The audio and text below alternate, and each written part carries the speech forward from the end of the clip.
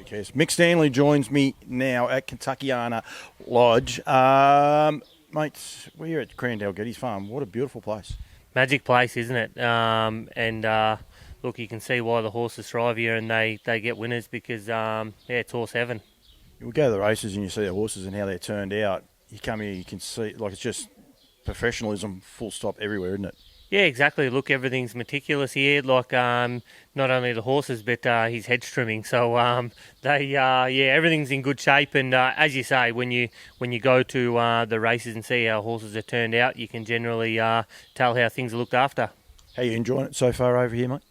Been good. Little bit lonely at times. Being here so long already on my own during the day. But now we're starting to get closer to the Cup with the trials yesterday and a few more people starting to wander about, being able to fill in the time a little bit. But apart from that, the hospitality has been fantastic, and the weather's been better than what it has been back at home, so not too bad. Must say the same thing from my point of view. They're just exceptional how they look after you over here. They treat you so good, don't they?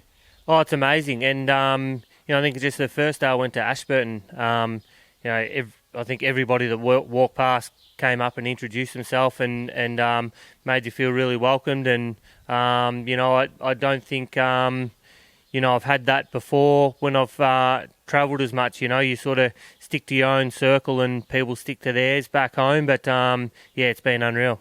I must say the same thing as Mick, as far as, the Kiwis and how they looked after us.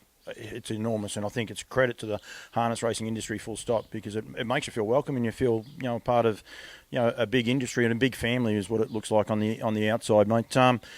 Hendo, firstly, how's he going? Like his trial yesterday, you must have been one wrapped in that. He done it so comfortably, but where's he at as far as you're concerned? I was wrapped with his trial.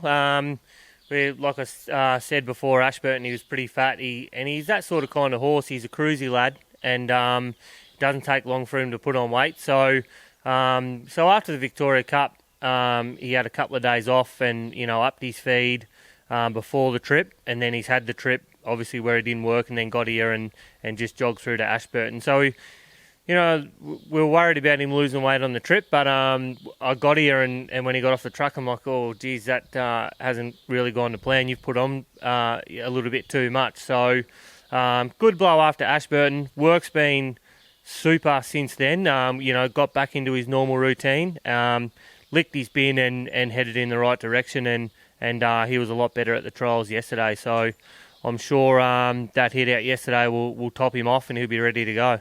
Bit of a learning curve for you as far as that. Like you said there, you upped his feed. You're expecting it probably to knock him around, but he is such a laid-back dude. Like yesterday in the stalls, he was just standing there. He was there for their trials. They go for a long time, their trials over here, don't they? Yeah, they do. We were lucky. I sort of went into the cup draw and then I came back and got him, so he wasn't there all day. But, a massive learning curve, with travelling one. But, I'm sure that, I'll probably travel a horse one day, a different horse, and it won't handle it the same. So, the experience has been great. But as far as, I wasn't worried about it knocking him around because I know how strong he is. And we purposely done that because we did that leading up into the Caduceus Classic. We had him really big for his first up run and drove him accordingly, and he just got run down, but he blew up big and very similar to Ashburton.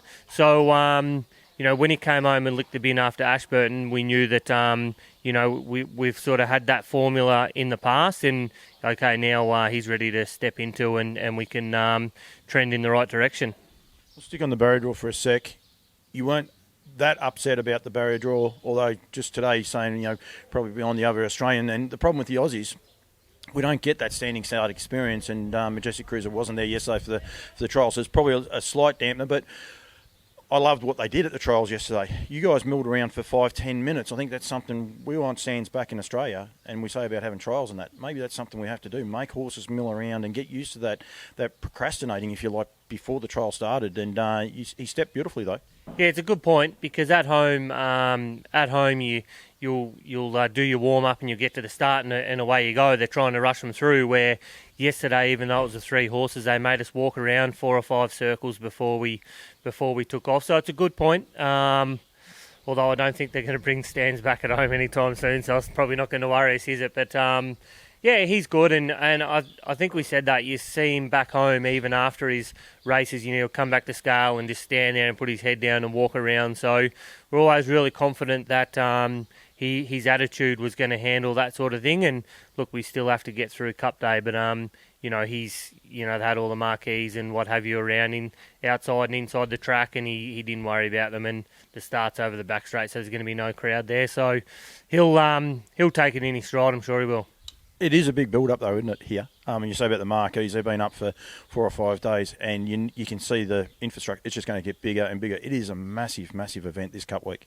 Yeah, it is. Well, 2 weeks ago when I got here, they'd already started putting them up, and honestly, the build-up has been absolutely something I haven't experienced. And we've competed in all the big races at home. Every day there's media, not just for myself, but all the other runners in the New Zealand Cup. That's in the paper, on Sky Channel, on the news. There's been media every day building up to it, and everyone you go to a pub and there's flyers up. Addington Cup Day and all the big pubs in town, and so it's been a massive build up and really enjoyable. As a young trainer, and I'll give you a rap as a young trainer because you are younger than me, so that's okay. Are you learning? Are you enjoying it? Learning it and sort of growing from this experience? Yeah, of course. And I think that's one of the reasons you come on these trips, is so that you can learn and grow. And it's not just learning and growing from what you do with your horse or what happens with your horse. It's meeting the people, talking to other people, watching how they do things. Watching different driving styles at New Zealand. Here they race different, so there's an extremely a lot of things you can take in. Feed wise, I've noticed here that the New Zealanders feed completely different to how we feed at home, and so it's has been a huge learning curve of things that you can take in. Especially a stable like here, like Dalgetty's have a lot of colts. You see how they handle colts. You're not bad with your colts either. You like them, but just those little things that you can actually learn and how they treat them. I just saw Krug come up, and he's just treated like an everyday gelding, and yet he does have a bit of ladness about him, if you like. But it's just so many things I would imagine you can learn.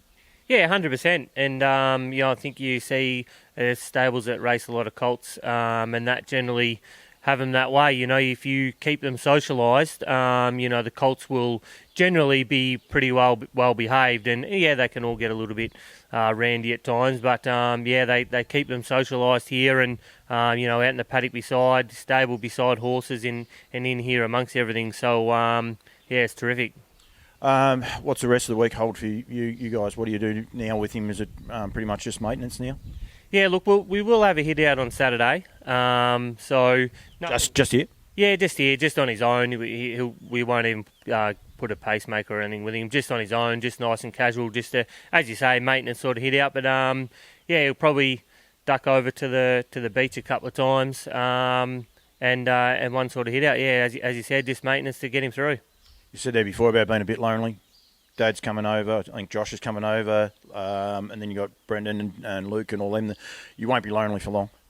No, it's that's for sure. It'll be good to get a bit of company. And there for a while, it looked like no one was coming, and sort of Dad and Josh was able to jump in late. So it'd be good to get them over there. But it's probably it'd be good to see the girls. I know they're missing us back home as much as I am. So as far as that side of it is, it's all good and well to have the boys here and go to the pub, but the loneliness side of it isn't the social side. No, I must say I'm in the same boat. We've both got daughters.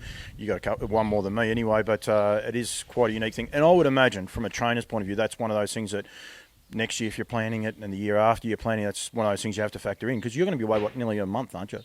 Yeah, it is. And look, we're probably unlucky because the two younger girls, didn't have passports, and the trip was really a last-minute decision. Brendan and I only spoke about it the day the noms closed, so everything happened really fast. We weren't, as you said, we didn't plan for it. So I'm away for a month, but Jen and the girls sacrificed way more than what I have at home. So if we do come back, hopefully we can organise things a lot better so they can come over with us for a while. One of the great things I said here, they treat you like a family. That's what harness racing is. It is a family sport. We don't do it for the big dollars because reality says it's not there. But it's a family sport, and we want family involvement. So that's part of it. Mickey, thanks very much, mate, for giving me a bit of time. I have to let you get back to your boxes. You told me you're the number one shit picker upper here, so I'll let you get back to them. Well done for everything you're doing, promoting the sport as well, mate. You're doing a huge job. I know you see every day you're talking to people. I think well done to you for what you're doing and getting the word out there. And I encourage anyone that has never been over here to the Cup Carnival or whatever to get across here, but also try and bring some horses backwards and forwards because I think it's only better for our sport. Both sides of the ditch can only make our sport grow and be a bigger sport.